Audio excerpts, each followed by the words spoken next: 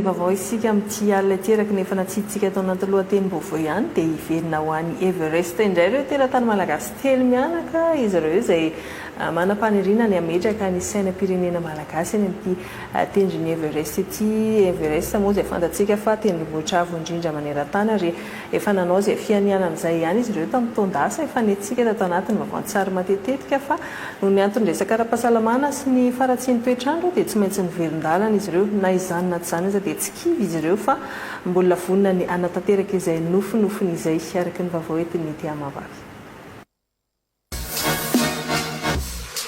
Amin'ny volana May avy zao no mikasa hiverina ihany kindray ny tendrombohitra 𝐸-𝟏 izy ho zari-bokasy ireo zanan'Androla. Fianiana 970 sy 720 metatra anaty tsy fampinarivotra iainana ny hatsika izay mety hatratra mihibatra any amin'ny 0 degré Celsius santionany amin'ireo mahasarotra ny fianiana ny Mont 𝐸-𝟏 eo anelanelany Nepal sy Tibet izay tendrombohitra avo indrindra maneran-tany.